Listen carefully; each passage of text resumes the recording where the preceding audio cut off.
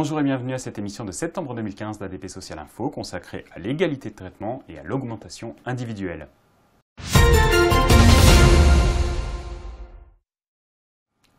L'employeur est-il libre de la définition de sa politique salariale? La loi le contraint déjà au respect de certaines règles en matière de rémunération, minima légaux et conventionnels, NAO, égalité de traitement. Aussi, s'il est admis qu'employeurs et salariés peuvent fixer librement le salaire lors de la conclusion du contrat de travail, encore faut-il qu'il soit administré tout au long de la vie du contrat dans le respect des normes. Dans une décision en date du 6 mai 2015 et une suivante du 20 mai 2015, la Cour de cassation renforce l'interprétation de ces normes en exigeant de l'employeur la justification de l'absence d'augmentation individuelle.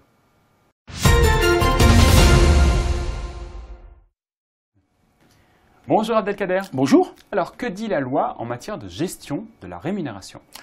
La loi pose un principe de base, qui est celui de l'égalité de traitement.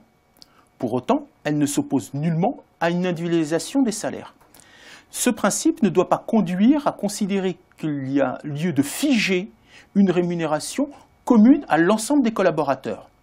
Par ailleurs, bien évidemment, l'employeur a toute latitude pour différencier la structuration de la rémunération. C'est-à-dire, comment peut-il faire? Alors, tout en respectant les minima légaux et conventionnels. L'employeur peut également, dans la rémunération qu'il verse, introduire un avantage en nature, une NTIC, ou bien même offrir une complémentaire santé individualisée.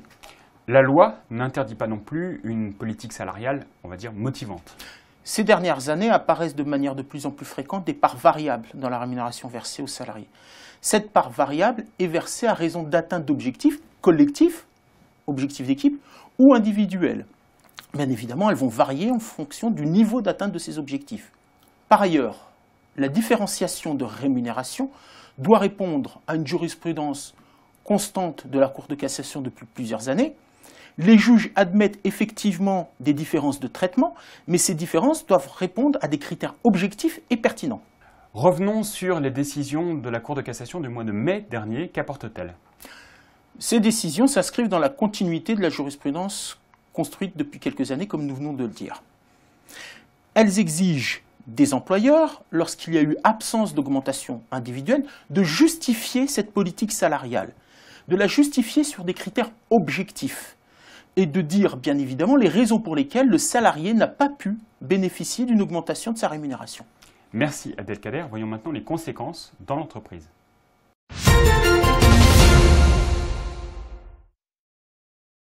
Abdelkader, dans l'entreprise, comment appréhender ces décisions? C'est la politique salariale de l'entreprise qui doit être consolidée en amont. Chaque décision individuelle devra faire l'objet de justification de la part de l'employeur sur des éléments objectifs. Cela suppose bien évidemment un redéploiement de la politique salariale de l'employeur.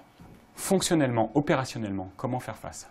Alors, l'entreprise devra passer impérativement par l'identification des différents paramètres ayant contribué à la décision.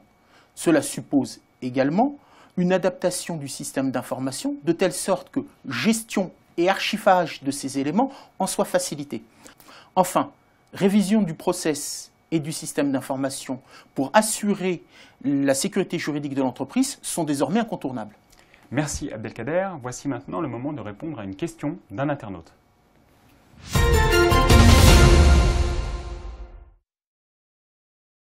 Abdelkader, on nous demande si ces décisions se limitent à certaines entreprises ou à certains salariés dans l'entreprise. Nullement. Ces décisions vont devoir être respectées, appréciées et observées par toutes les entreprises, quel que soit le secteur d'activité, quelle que soit la taille, quel que soit l'effectif. Elles ne font aucune différence à raison du statut ou du contrat de travail dont bénéficie le salarié. Elles ont un impact fort, y compris dans le rappel des principes généraux que nous avons cités précédemment. Très bien, merci beaucoup pour ces précisions, Abdelkader. On se retrouve le mois prochain. Merci. Avant de se quitter, quelques éléments à retenir.